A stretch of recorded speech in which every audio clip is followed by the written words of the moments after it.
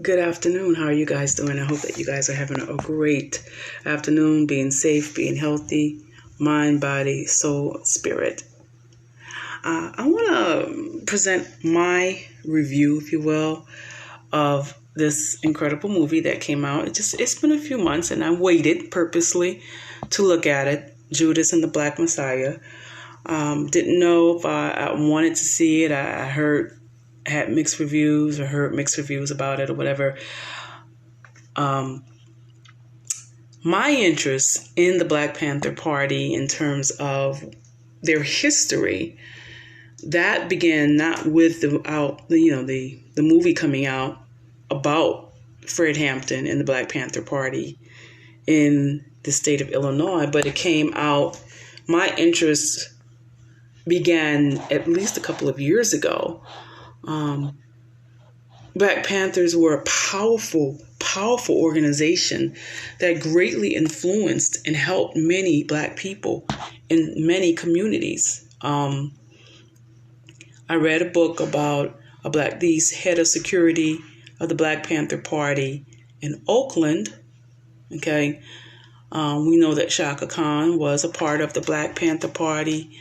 I read about Elaine Brown, who headed up the Black Panther Party after Huey P. Newton was incarcerated. And while he was incarcerated, she held it down. She held it down, ladies. And she saved the Black Panther Party is what she did, basically. So my interest in the Black Panther Party didn't just begin when I heard about this movie they were going to make about Fred Hampton's life. What I thought about the movie overall, the acting was okay, but it's always good to see some things that portray true Black history, not just Black history as it is taught and wanted to be memorialized as in this country. So I think it's a good starting point. You can do your own research, get other books. There are other Black Panther Party members, former Black Panther Party members who have written their own autobiographical accounts of their experiences in the Black Panther Party. I highly encourage you to get the books, read up on what a powerful organization it was. Movies never give the true story justice. The books always has the meat of the story. It can give you the backstory, and it gives you more of a clear context. Whereas movies, they tend to, put their own spin on things, if you will, and their own interpretation. I'm not saying that happened in this movie. Overall, it was an okay movie. It wasn't the greatest. I think they did not pick the right actor to play Fred Hampton. Fred Hampton was a powerful young man. Okay, I am amazed at the power and the influence this young man had. He was feeding hungry kids in his neighborhood at 10 years old. He didn't start feeding hungry kids in the Black Panther parties in his teens. He was 10. Okay? He was 10. He was in the NAACP youth division. He was, very involved in the community as a teenager. Great speaker, just very influential young man, very wise young man, a genius, in my opinion. Fred Hampton was a genius.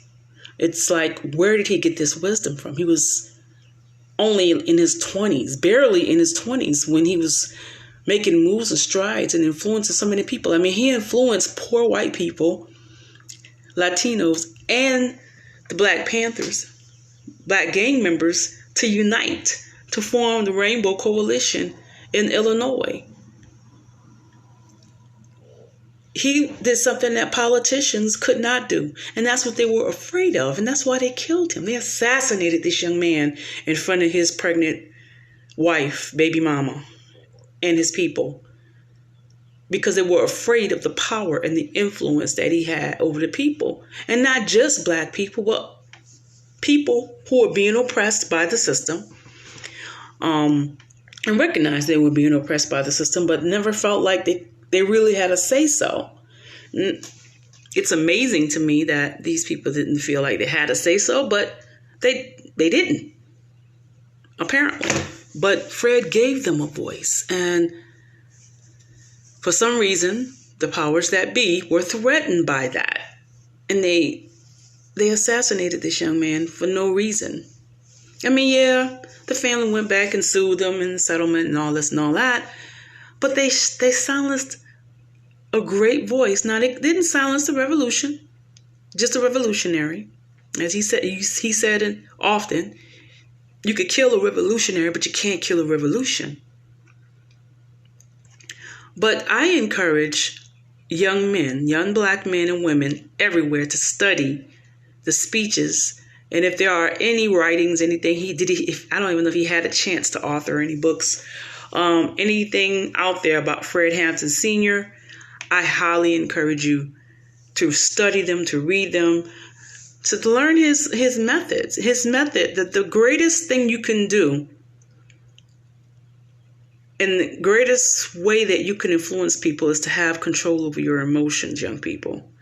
And Fred Hampton learned that skill early in life. He had his emotions under check. He did not allow racism, classism, bigotry, rejection, persecution. He didn't allow any of that to get him in his emotions and cause him to react in a violent or criminal way. The only thing I believe he did wrong was he was going around talking about, hurting the police. And I understand, people felt like they had to defend themselves, but that wasn't the way to do it. And he was young, not perfect. We had to understand too, the times that they were living in, they were just, cops was just, it's still happening today, unfortunately, but it was happening much more frequently in the 60s and beyond, before that. And it wasn't even an acknowledgement, hey, they did this, they did that. It was just okay. It was a way of life. And God raised up an army of young people that said, we are tired of this, okay? And we're going to do something about it. And young people, get a hold of your emotions. It is very, very, very, very, very important that you're able to get a hold of your emotions. Don't let nobody get you out of your element. Do not get upset, angry, rageful. Don't go out and tit for tat. You kill my dog, I'm going to slay your cat type of mentality. Never solves anything. But use your mind. Let Yah empower you and give you wisdom to go along with the knowledge that he gives you. And you find a way to control your emotions. The best way is by way of the Holy Ghost, the Ruach, by the way. And I promise you, if you get those things together, you will be a force to be reckoned with.